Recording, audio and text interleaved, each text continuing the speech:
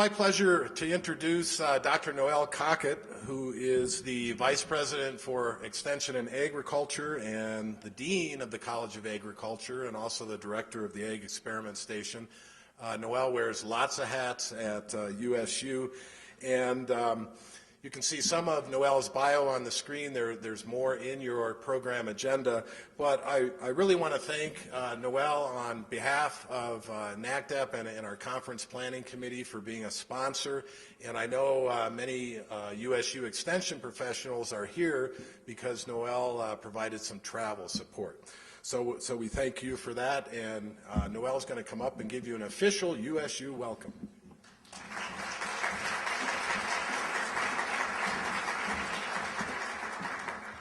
Good evening. It's my great pleasure to welcome you to the 2012 NACDEP Conference held here in Park City. I'm absolutely confident that you're going to enjoy Park City. It's full of great restaurants, quaint shops, including some really cool art galleries, and I hope that you do have some time to get out and enjoy it. I don't know if anyone's mentioned, there is a free transit system, buses that will take you around, making sure that you have a chance to visit those restaurants, neat shops, and art galleries.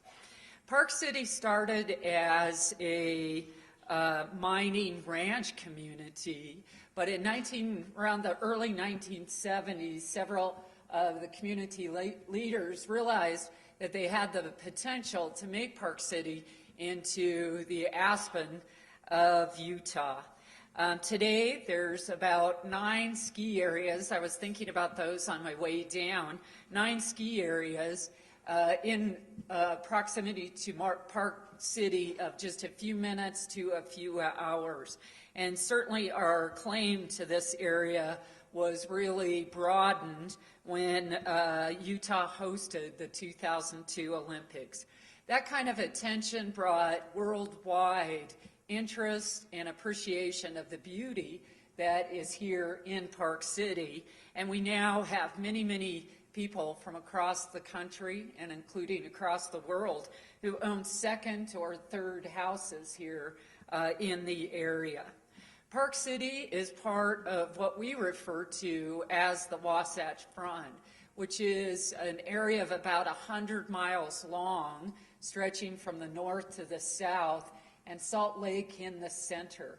And the significance of Wasatch Front is that about 80% of Utah's population live there, work there, and mostly spend their time. This is really quite striking, with 80% of the population living in a 100-mile segment when we're one of the largest of the United States, meaning that the rural areas of Utah are very sparsely populated and literally hundreds of miles without any community actually there. This means that we have challenges of some of the rural communities that face you in your own state. Children bus 50 miles to reach their schools, limited cell phone coverage, homes that can't have high-speed internet. Whether, though, we're talking about the Wasatch Front, very dense urban communities, all the way into these remote rural areas, I know our USU Extension people are there, serving the communities and providing the programs that our people need. We have about 70 county faculty spread across the 29 county offices, and we've also started adding other centers that house our extension personnel, including a botanical center north of Salt Lake, the Swanner Eco Center, which is just a few miles outside of Park City, and Thanksgiving Point, which is about 10 miles south of Salt Lake. Our county faculty are all distributing and developing programs that are needed within their community. They're assisted by about 50 extension specialists located primarily up in Logan, where Utah State University's main campus is located. These 50 specialists are both master's and PhD people with areas of expertise that can supplement and contribute to the programs that our county faculty have developed. And I'm very pleased that several of our USU Extension faculty, both county and departmental faculty, are here with you today. I myself am a fairly recent addition to Extension. My academic career path actually focused on teaching and research, and it wasn't until 2006 that I was asked to take on as Vice President for Extension that I really began to grasp the impact that Extension has across our state and in our communities. I can tell you that very quickly I became a convert. I am absolutely amazed and impressed at what our Extension people are doing. I think our biggest challenge, though, is that people don't know when they're actually experiencing Extension. This was driven home just a few days ago when I was asked to meet with a county commissioner in Davis County, the county just north of Salt Lake. He was concerned because the county director was asking him for more space. And he said, I just don't understand it. You know, in 2003, we gave the space they needed, and now they want more, and I'm really concerned about this. So we sat down and we presented some of the newest programs that they had.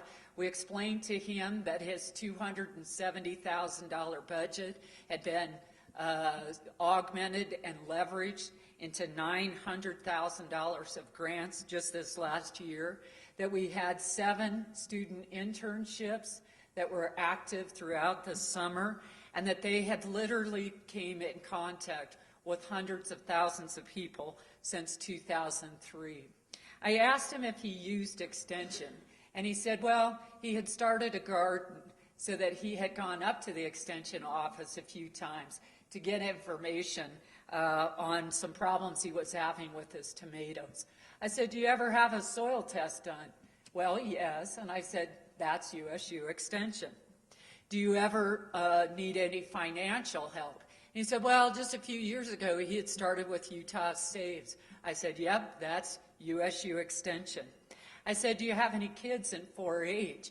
And he said, no, but that he thought his daughter would soon start after going to baby animal days at the Botanical Center, where 8,500 people came on Friday and Saturday. I said, you guessed it, that's USU Extension. So I think that that's what we face. That's, in my mind, a challenge that we all need to be aware of. That no matter what the good programs are, no matter how much we're giving back to our communities, others may not know it's about Extension and part of the land grant system. So I thought I would take just a few minutes to tell you about the good things we're doing in USU Extension. First, there's Steve Burr, who, as I understand it, is now your current president. Steve is the director of IORD, institution. Oh, there he is. Oh, you're the current and he's the past? You're the past? Not anything. All right, Western Region president. Steve is also the director of IORD, Institute for Outdoor Recreation and Tourism. And through that office, he continues to facilitate meetings, training sessions, and just simple enthusiasm for all the great things that Utah has in outdoor recreation and the challenges that the tourism industry face. Miriam Bentley, another specialist in the Department of Applied Econ, is here today. He's been very, very active developing several initiatives that are driving economic development in our communities across the state. One that he recently has gotten engaged with is called BEAR, Business Expansion and Retention. This is a program where AmeriCorps volunteers go around to local businesses with a set list of questions. I think it's about 100 questions. And based on those answers, they're incorporated into a database, which then can link people with the knowledge and the expertise that those businesses need.